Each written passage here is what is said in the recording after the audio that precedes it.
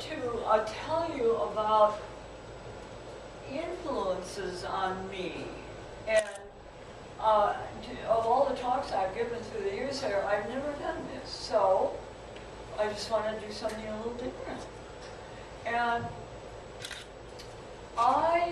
people ask me all the time, how did I decide to be a painter? When did I decide to be a painter? I never decided. I never had to decide. It's just what I do. And I know people come to me as students of any age and they say, oh, I've always wanted to be a painter. Okay, well, come on, we'll just dive in. But I never had to decide that. I just did. And also my fraternal twin brother, Jerome Mahoney, and I brought one of his sculptures. And we had another brother, and we all just normally made art. Or we made things. We didn't call it art. And my mother was very, very intelligent and with it, well educated, and she simply put art materials down in front of us. So my parents didn't say, be career artists or don't be career artists. I didn't even know that word until I got to graduate school. Career artist? Who would to do that? Because my equal passion is teaching. And that's all I ever wanted to be. My art I could do, right? But teaching, yes. And my very first memory of art making, it was probably 4 months or so before I was 3 years old, because at age 3 was a very pivotal time in my life and in my brother's life. Because when Jerry and I were 3 years old, our father, who was an advertising director in Chicago, moved us out of the city to Ogden Dunes on the shores of Lake Michigan, northern Indiana. And then, like all the other daddies, he rode the South Shore into Chicago. So we children grew up until age 10 in pristine wildness. Now, Indians don't have a word for wilderness, they call it home. Well, it was home to us. Because there was nothing strange or frightening or dangerous about roaming the wonderful dunes right on the lake shore and the mixed conifer woodlands, plants very much like here, prickly pear cactus, an interesting kind of plant that's almost like a yucca, wild roses, blackberries, so very, very similar, and extreme weather on the lake shore. Like here, this is a tough climate, very extreme. Anyway, but okay, so I was age 2 plus, nearing 3, and we used to live in Chicago in one of the brick bungalows, and it evidently had quit raining because I remember we children could go outside, and I found a mud puddle. All the houses had basements, right? And there were always little basement windows. And then, like, you go down into a little area there, and it had mud in it. I got in it. It had mud in it. And just spontaneously, with muddy hands, 2 hands, I started doing it. Oh, was that fun? It was a figure painting. Oh my, I was having so much fun. And I probably was egging my brother on to do it with me, but my mother came along and found me. She didn't punish me, she just removed me and probably had to clean me up. She didn't say it was bad or wrong. I just was removed, but to this day, I will never forget how much fun that was. And I experienced being able to affect my environment. I experienced personal power. Not at the expense of anybody, maybe at my clothes, but big deal. And we were just talking the other day about Descartes saying, I think, therefore I am. I am because I experienced a heightened sense of being alive. The word does not come first. The experience comes first. In the beginning of the word is not correct. It's the experience of life that comes first. And this heightened sense of being alive that I had. Now, I wasn't 3 years old. I did not stand and lecture my mother, like just and tell her that when I was having a heightened sense of being alive. I just knew it. And it has never diminished. Never. So that was the beginning. I had power to make marks. And it proved that I existed. I'm here. I'm me. Well, that is very pleasurable, and we all need that. That's why the arts in elementary school especially they're absolutely a necessity, all of the arts, but in a non-competitive environment. Okay, so 2 years old. Then, I remember the next big event was when I was in the 7th grade, and I was always crazy about horses. As I say, I took my art making for granted. I loved it. I guess not really for granted, but all I ever wanted was a pony. Of course, I never got one. But I drew horses all the time. And in the 7th grade, this is a facsimile of what I did. I just whipped out in ink a pony running. And it just so happened, after I had just done that, an art supervisor, this was in Alameda, California, in the Bay Area. In California in the 40s and the 50s, education was excellent. Excellent. High school was like going to junior colleges now. And the state art supervisor of the whole state of Arizona walked by my desk and she said, "Oh, make me a big one. I want to bring it to the state fair." I said, "Okay." But I didn't know what she meant. And I didn't have time to render a realistic, what did I do? Did I lose one of my, so I just had Larry get this off the internet. But what I did, and this was small, she wanted a big one, big. Probably big to me was 9 by 12. Anyway, I brought her a detailed pencil drawing that was in ink. And she said, "That's not what I want." And she walked off. And didn't do the teaching that's required.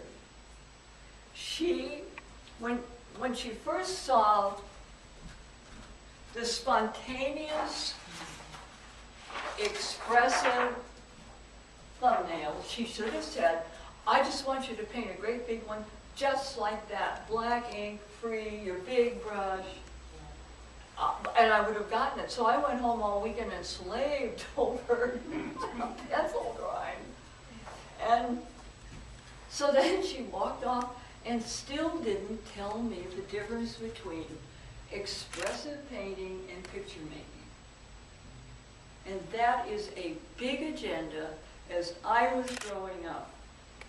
as a painter, because I was in high school in the 40s and 50s and graduate school in the 60s, and abstract expressionism was very hot. European painters were coming, painting not subject matter. Music was going through a revolution, Black Mountain, everything was experimental. It was wonderful. And also, when I was in high school, I remember the Bay Area painters. They were called the Bay Area colorists. And they were not afraid to use a lot of color. Big swaths of color. It was before field painting, field color painting. And I was so impressed that people would dare to use so much color and so pure and so bright. And often they'd have some black on it too. But it was very powerful kind of painting and so impressive that even though I didn't paint that way, I was aware of it, that color has power. And actually, of all the elements, color carries the emotional charge. So color is really, really important if we see color, if we experience color. We're all here living in Sedona because the color is so dynamic. The orange cliffs and the blue sky, they're opposite colors, they crash together. It's very exciting. It's a very tough landscape that way, color-wise. No rest. It's all sculpture. And the power affects people here too. Now, people come here, some people come here and tell me they come here to get healed. Well, the obvious beauty here is so powerful that in the presence of beauty, which is absolutely essential to the human spirit, being, physicality, beauty, not cute and pretty, beauty, and it can be defined differently by each one of you. But in the presence of beauty, for a moment, we are reassured that everything is all right. For the moment. And the beauty isn't in the diamond ring, it's in our perception of it. It is never in things, it's in us. And so beautiful things trigger that in us. And the landscape is just here to look at, right? So, best things in life are free. So color. Okay, so, the next thing.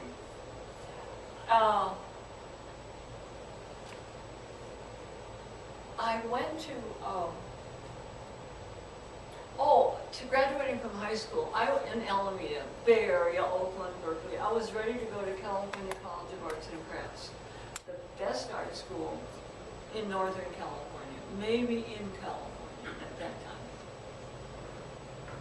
But my high school counselor called my mother in and said she thought that I was too innocent to go to an art school.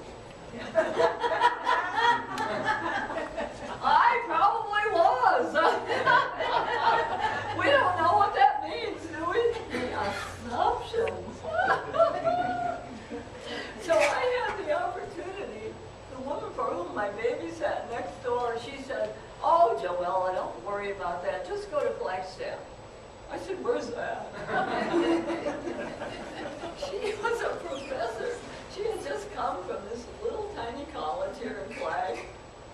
And she said, "Go to Flagstaff, you'll love it. You love horses, you love the outdoors, you love dogs."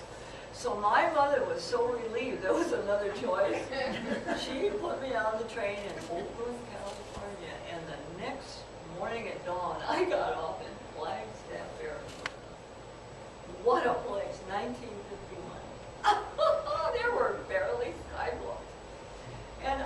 walked down Beaver Street to the college. There were no sidewalks. And Mexican music was playing on the roof cottages. I thought I was going to heaven. I had never heard Mexican music. Oh, I loved everything. I never went home till later. I didn't care what kind of college it was dinkum. But I had women PhD professors in chemistry, in literature, in psychology, of course in education. My girlfriends who went to UCLA never had one woman professor in their entire life. Never. So what a gift. What a gift. Little dinky college, a woman professor, that's the only place a woman could get a job. Only place, way out in the middle of nowhere. Okay, so anyway, the professor there was only one paid teacher, John R. Salter. He was very wonderful. He taught by osmosis, but he was from the Chicago Art Institute, and he raised us up on Cézanne, on structure. And he saw to it that every summer I went to an art school. So the next summer, in 1952, I went to the Chicago Art Institute. And of course it was heaven. Heaven. And took classes. And one class that I took was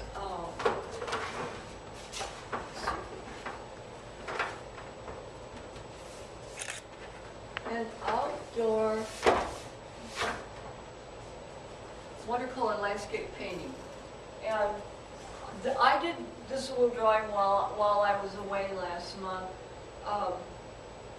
just to make a facsimile, because I was sitting out along the Chicago River, and that was way before anything was developed there.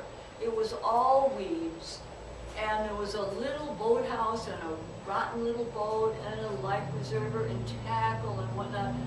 I'm going to remember and replicate that, but I just didn't get around to it. So this drawing it's actually a little bar, but it's like a little fishing, it's a little bar over the water, and so it will do to just show you what happened. Okay. So the painting was all finished, and the professor walked by. He was a European, and he looked at it and he said, "You could sell that right now to the Saturday Evening Post, but that isn't painting." No. He took my watercolor brush and my watercolor and put it in the red paint.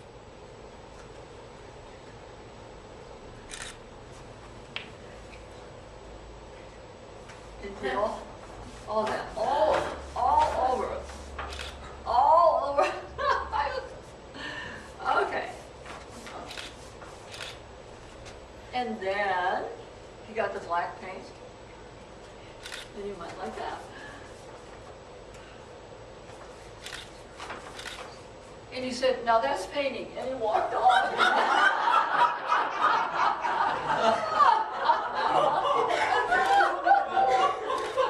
That was the end of my Saturday Evening Post career. And so I didn't cry. I said, I know there's a lesson here. I know it's back to the 7th grade. There's a difference between imitative painting and expressive painting. Difference between painting and picture making. And of course, that's how I was raised. Now it's called mid-century modern. So I'm an old bag being a mid-century modern, because I take my subject matter and push it. in this painting, the blue painting here, believe it or not, when I was painting that, when I was solving it, I was thinking about the inner canyon. Well, this is not a factual, these are not factual inner canyons. They're totally invented. But because I've hiked so much in the inner canyons and I've done realistic stuff on site, I can recall it and for me make it an art experience, a life experience, a heightened sense of being alive in those inner canyons. In 2005-06, when I had my 50-year retrospective at the Museum of Arizona, I had not these, but my other big inner canyons up. And I was giving the talk, and one man ran right up to the painting, and he turned to me and said, "I know just where that is." He got it. The experience was in him. And then I said, "Oh yes, you're right, of course," you know, because that's it. If we get it, it's really nice. And it's also really nice if we don't have to explain it. It's like, somebody asked Satchmo, explain jazz to me, and he said, "Man, if you don't dig it, I can't tell you."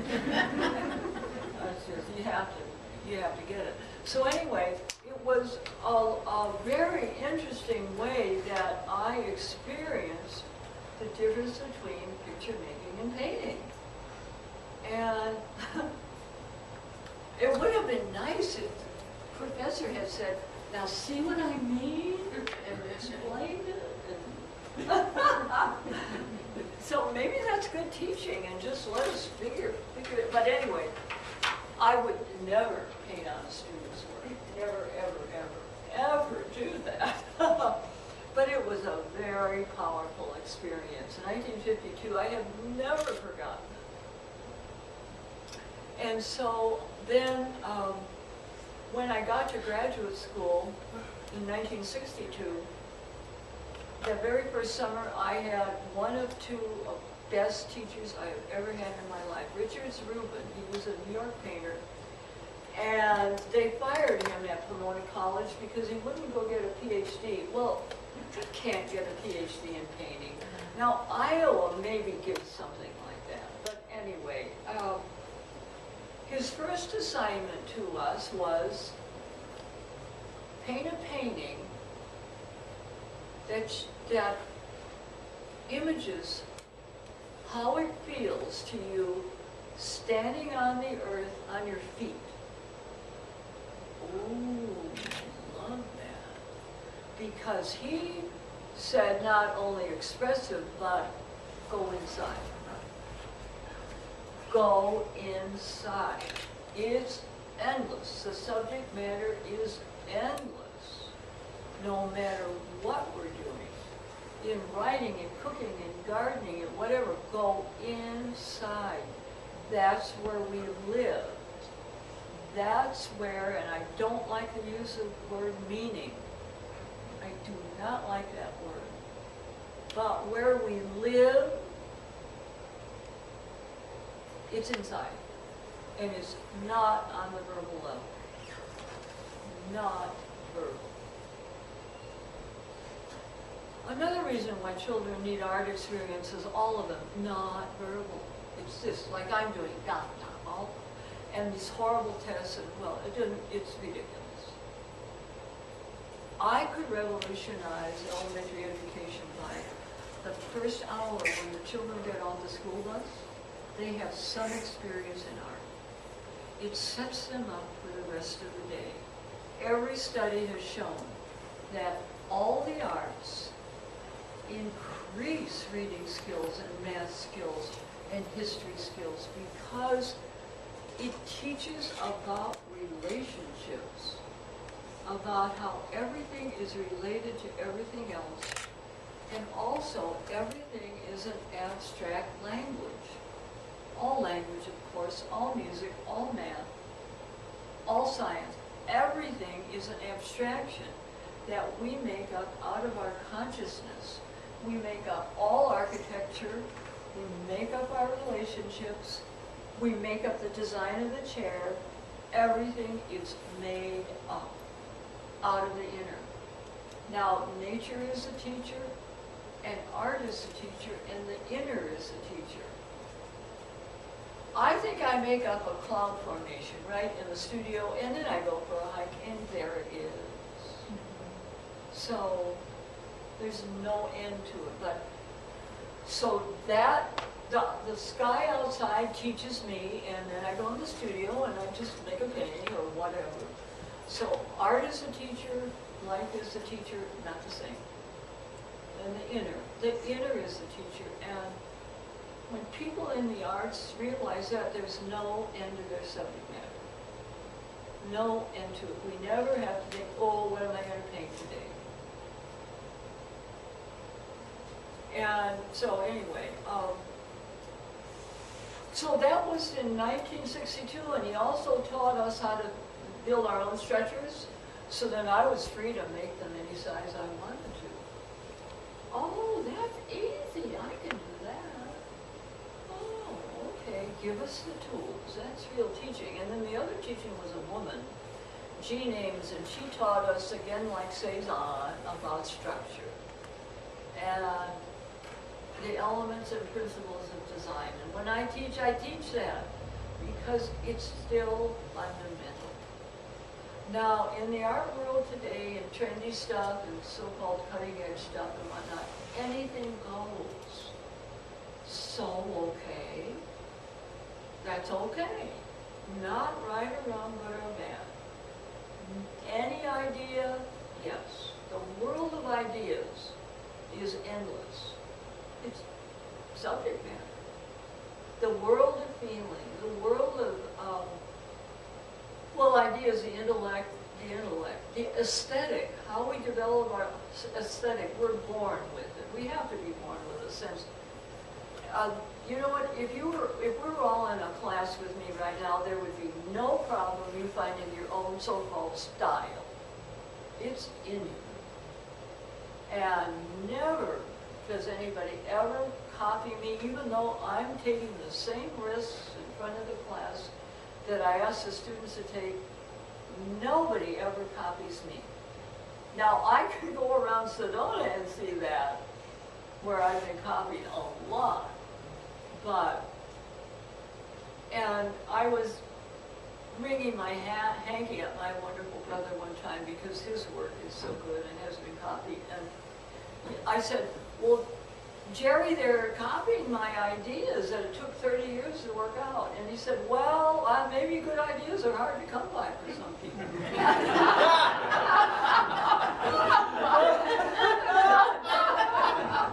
And then he said, get over it, Joella. They can't be you. And you'll always be ahead of them. I relax, you know what? Copy away, some big deal. We all learn from each other. It's a major function of all the arts to share ideas. The opera, the symphony, the dance, mostly on the nonverbal level. We grow with each other by sharing our ideas. We have to do that, we want to do that, we need to do that. So anyway, it's just a great privilege to paint. It's a privilege, and it's a privilege to teach. Now, I think teaching and parenting are the two most important jobs there are, and they should be highly honored. Highly honored. Not in America. America is a land of business people. And the planet has paid the price. Oh, and I love to draw. And some people say, do I know how to draw?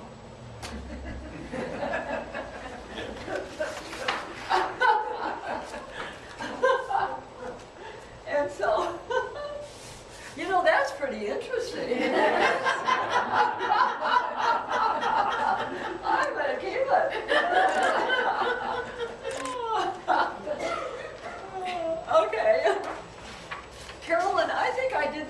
studio. And so this is a study. And I love to draw from the nude. And so the first pose was probably this one.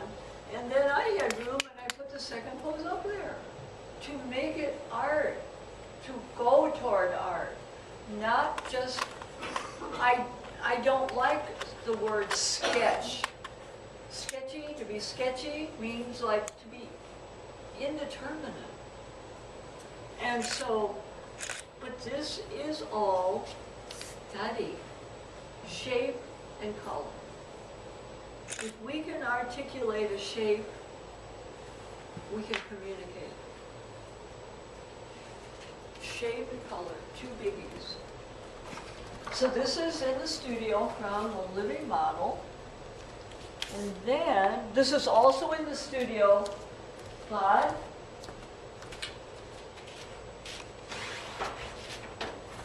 it's alla prima, no drawing. And this contour was delineated with a brush full of, nice big brush like that, and I just did that. Drawing and painting are the same. So I don't have, if I want to do a drawing, I make it art. But I don't draw these first, that gets in my way. Making up my mind too soon is not a good idea. Because there's a dialogue going when I'm painting, in the process of painting. And what's happening here is feeding back to me. And I can reject it, or I can use it, or think about it. And these take time.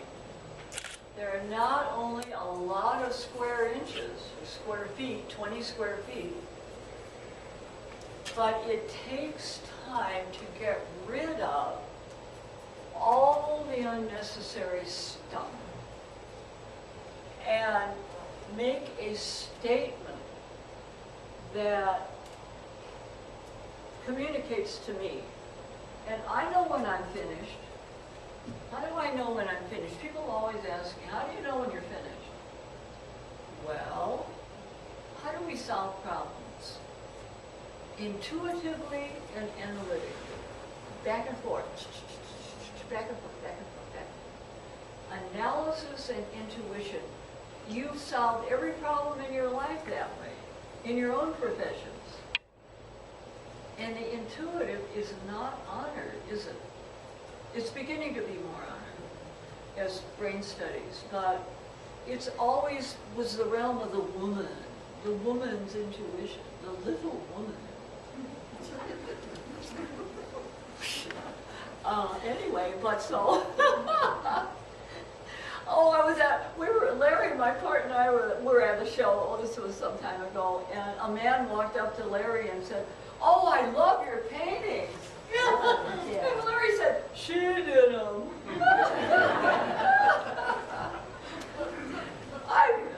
Anyway, it's really fun. You know what? We have to keep laughing. It's just fun. Oh, dear. So anyway, no drawing first. My best paintings are when I get out of my own way. That means insisting that something's cute or pretty. Oh, I like that. No. Maybe that's not the best solution for work that I want to have presence and power and significance. So, I mean, it's fun, but I'm not playing around, right? These are take no prisoners paintings. This is inspired by the 35-mile backpack down Paria Canyon. It's 4 days out. Everything you ever wanted to see on a canyon wall is in the Paria Canyon. I would do it. I would love to do it again. But I can't carry a pack anymore. I would need a Sherpa or one of those llamas or a hunk or something. Anyway, this is literally the canyon. It's so literal, I think I'll turn it upside down. Because this is all water. And you're walking through water like this, you know, not very deep, but gorgeous. It's lavender. There's a bead of light along the edge. It's so exquisite and sensual. Life is a sensual experience of the senses. Okay, obvious canyon walls, and then go on your way through the inner canyon. It's so obvious. And as soon as we walk through here, it disturbs everything. So this is only momentary. And in the morning light, this is inspired by morning light coming through. There's a big rift in the walls. And the light, here's the sky, because I see it in the water. So the light is coming in from above, from sideways, from reflected back. And it's a wonderment, it's an abstract painting in its own right. And if we went on that hike, you'd say, oh, I see where you did that. Yeah, I get it. But these paintings, when I paint them, and these two, everything, I always paint in all directions, upside down, sideways, so that I am released from the tyranny of subject matter. Subject matter can get you in a bind. Nassan Gobran, he was such a wonderful friend, and Sally knew him, you know. He would walk up and down and say, the tyranny of the Renaissance, why don't they get over it? Lots happened since the Renaissance, but I'd have 18-year-olds come into my college classes and say, I hate modern art, Joella. Well, they don't even know what they're talking about, do they? It means they have no education.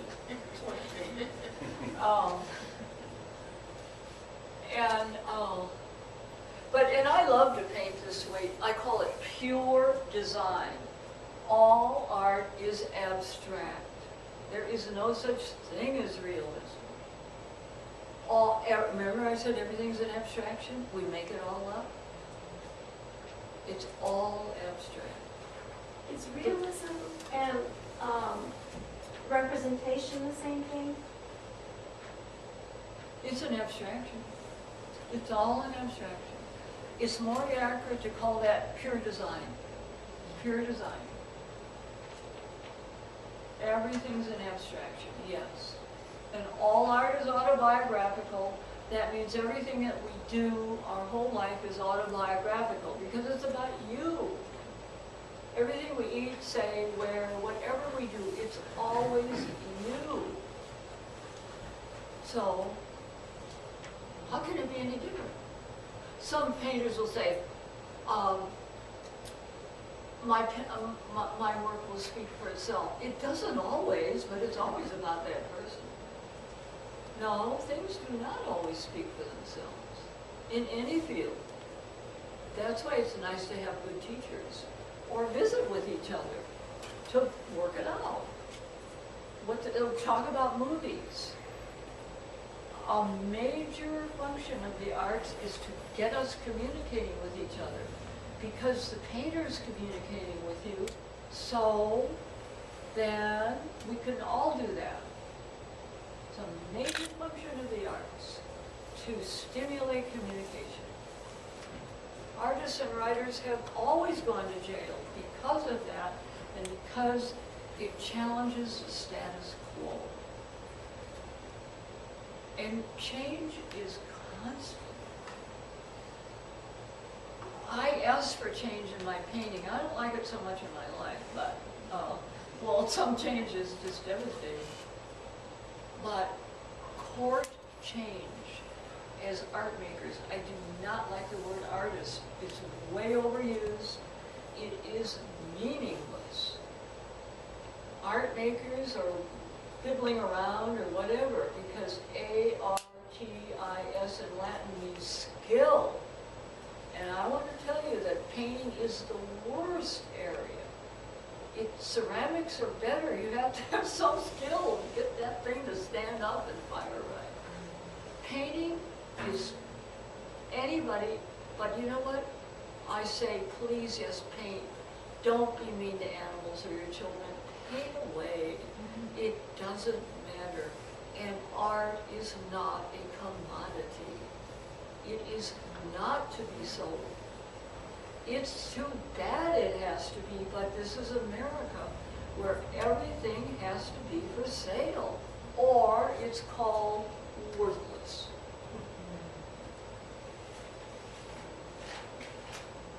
The aristocracy in China used to give each other their artworks. Well, that would be great, and then how, but I want to go to Safeway once in a while too. The arts need to be supported. This Sedona Art Center needs to be supported by all of us, not just the people who put up their work. They, you know what, the sales of their work means a great deal to this institution, but it shouldn't be on the backs of the artists. The arts need support. They are not businesses. Never will be. And Mexico loves artists. Europe loves artists. What's the matter with us? Support. Look at the fabulously wealthy people. They could just fund everybody. The Koch brothers and the Buffett and Bill Gates, and get out their checkbooks. The arts. I want to hear the politicians say arts, arts, arts. They say math and science. Art, fine art. Anyway, oh, what is this? Oh, just one more. So I go outside and do plein air. And this is oil paint on paper.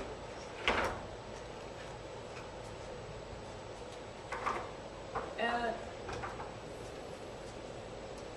that's plenty realistic for me.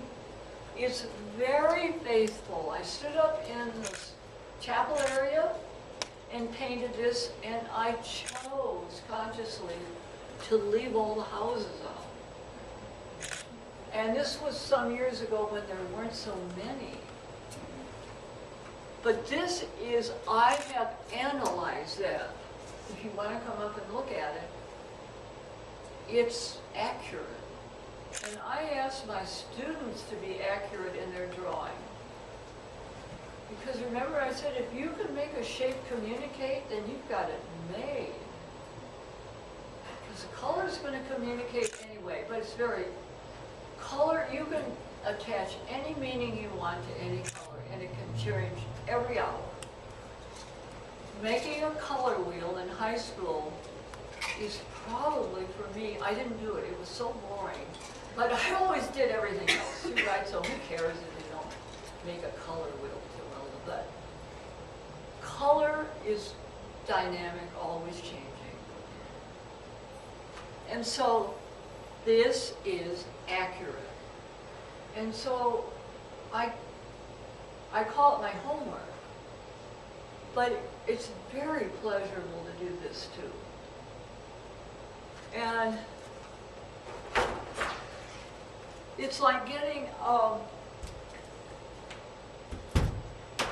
the spelling list correct, or all the math problems or whatever. It's very satisfying to have skill and have it a firm one. We absolutely need to be affirmed. And we get that from our skill. You cannot ask that from another person. Affirmation has to come from them. It's really nice when our pals say, ooh, I like that, or you're great, or all that kind of stuff. I mean, who doesn't like that and need it? But skill building takes discipline. the time. What else is there to do? I mean, we do what we like, don't we? And we get good at it. Skiing, hiking, whatever you do. Going to the ball game, whatever it is. And so, but the arts are absolutely essential to the human being because as a process, it integrates the whole personality. We have to have our physicality. I am so grateful that I have a body, that I can run, and we can all learn to sing and dance and talk and write poetry and whatever. We can all do that because we have that kind of consciousness. So,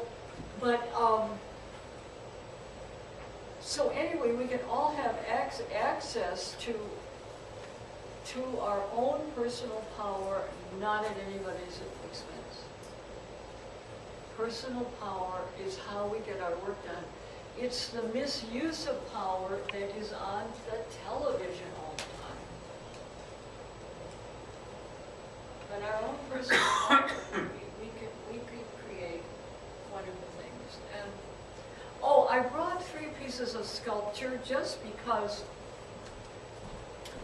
my fraternal twin brother, Jerome, loved Sedona, and he wanted to live here. He lived in Southern California. And the split form has many meanings. One is the erosion pattern down the cliff, the split in the cliff caused by erosion. And he was just fascinated with the landscape here, as we all are in this room. And he had a degree in sculpture and also in engineering, so there's an armature in here, and he cut out each piece with a shears and heliarc welded it. Takes forever.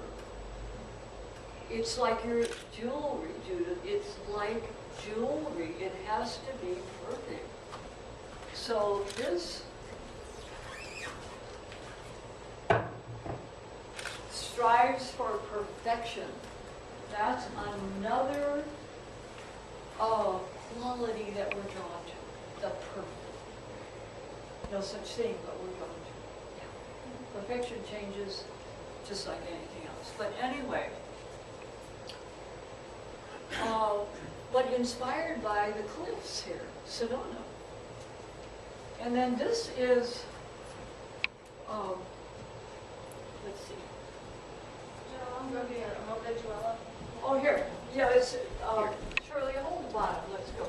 Nassan Gobran, who invented where we are. This is a maquette. He envisioned this being a 20-foot tall fountain. And wouldn't that be handsome in one of the roundabouts? I think there needs to be a movement in Sedona to get this being a roundabout. This is world-class art. Talk about mid-century modern, but it's timeless. Nassan was an Egyptian. Look at his heritage. The anonymous, exquisite art of Egypt lasts forever. I mean, it's so beautiful and just everything. But blessings upon Nassan. He wanted the art center to be another Tanglewood. And I met him in 1951, and he started talking about it in 1952. It's 10 years, wasn't it, Shirley? So, yeah. But anyway, so this is Nassan, and I would love it if we could somehow mount a movement to get this in one of the roundabouts.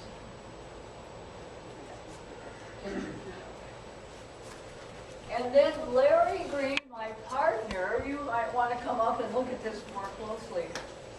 He came to Sedona with me 25 years ago. He's an engineer and a programmer and whatnot. I was so glad he wasn't in art. Because people think I have a glamorous life. And my beautiful niece, Jerry's daughter, Monica Lynn Mahoney, we just work all the time. keeps us. Yeah. Anyway, so Larry confesses he always wanted to be an artist. Oh. Okay, so I dragged him on hikes, and he became enchanted with the rocks, and he does not change them. He gives them French names. They're wonderfully humorous, but they're so sophisticated. Incredibly sophisticated. Look at that little hand here. He just finds that. Look, these are like petrified roots or something. And there's even a toe on this rock. Things don't have to match. Heaven and earth are not the same. They don't have to match, but they inform each other. So, and old people love those, but they won't even pay $25 because they're not made out of high art material. Bronze, which is so ugly most of the time. Ew. You could, I have bias, and I don't care if you know it. Mostly opinion, isn't it? So, but anyway, like in your life, as in your life, things happen to you, and in your childhood that set the course in many ways. Those years until we are 11 years old are absolutely critical. So it would be interesting to hear all of your stories too. I love stories about what shaped you before you were 11 or after. And because this is how we share ideas, and it bridges the loneliness of being this is all interior, all interior. We can't really be amoebas, and you might want to, but so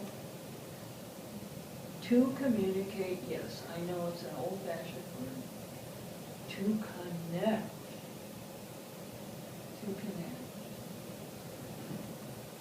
So, but any comments or questions or whatever, or that, yes, yeah. I have a question. I sometimes wonder why the biological or plant life is left out of your abstractions, landscape abstractions. Is that deliberate? Yes. Okay. And no people. And no people. Yeah. Because I want it pared down with nothing in the way of, and then fill in the blanks of. Yeah, nothing in the way. Do you do biological drawings or plant painting? Oh, yes, I have those flower series that are botanical drawings, yes. Okay. Oh, I could have done one, yeah.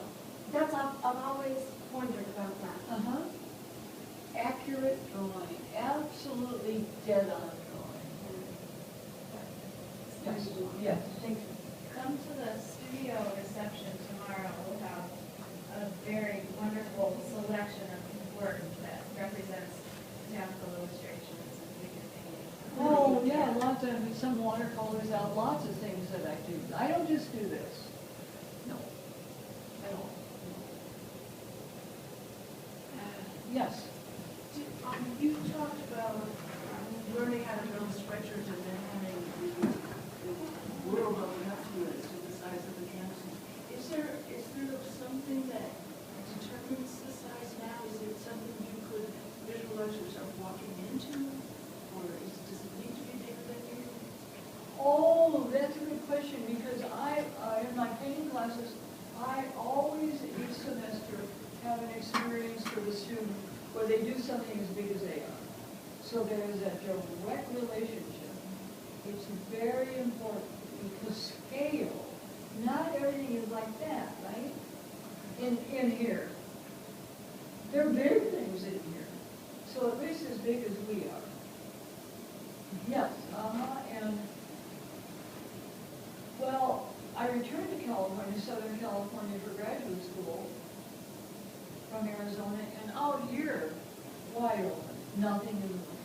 So then I could make 5 foot by 7 foot canvas, because I could build the structure and do that space. Because the space,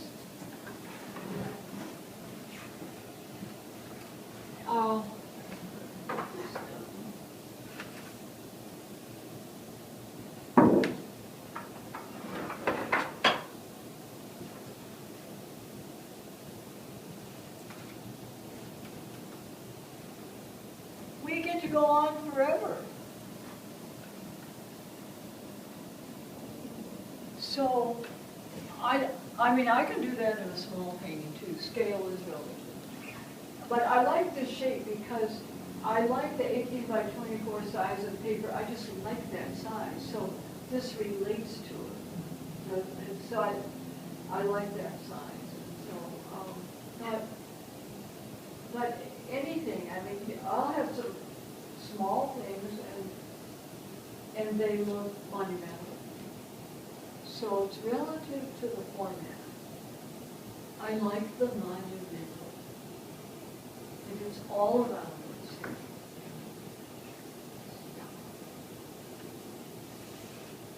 Okay, yes?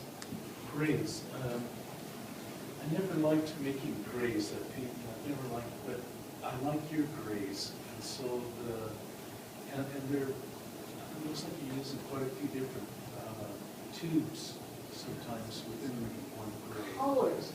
Yeah, don't make gray out of just black and white. Put a little red in it, put a little blue, a little green, a little yellow. Just black and white is dead. And I hardly ever use black. I like a raw umber. I love raw umber. It makes a great gray. And maybe a little cerulean. Oh, cerulean will make it a little green. Wonderful, wonderful, wonderful. Yes, black and white make gray dead. Always dredge a little color into each color. Wonderful, wonderful layers, painting layers. That's the secret to luminosity. Wonderful, wonderful, side by side layers. No secret. One of the, along the Colorado, which Oh, I yes. believe to be the best painting in Arizona. 1967. But anyway, did you make others that you think are as good as that around that time period? That's a very fertile time. Very fertile. We make all of our discoveries about that time in our lives, I think. I don't know, I was in my 30s or something like that. And the very first Inner Canyon I painted, I made all the discoveries in it. And that painting is now in the collection of the Museum of Northern Arizona and Flag. They're one of the best paintings they've ever painted.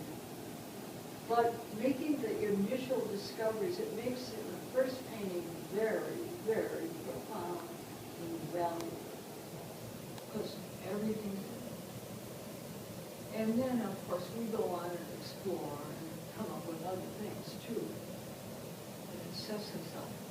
I never predict when a series starts. I never get in my way like that. A new series will come when it's ready. That's trust. Another thing is trust. Trust your intuition. Trust your process. And it's like this, what I'm learning from this horse, trust, number one, that magnificent, fragile animal relying on us. And we have to trust it because it outweighs us. Trust. So, drawing and painting are the same, it's the same. Music is the same, dance, it's all the same. Rhythm.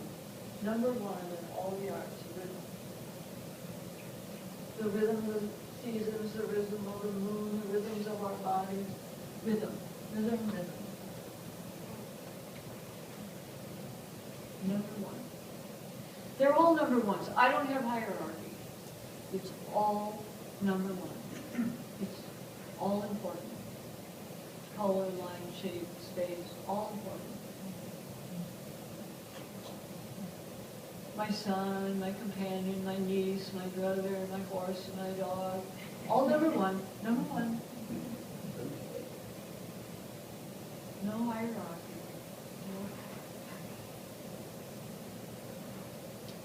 Oh, more? Yes?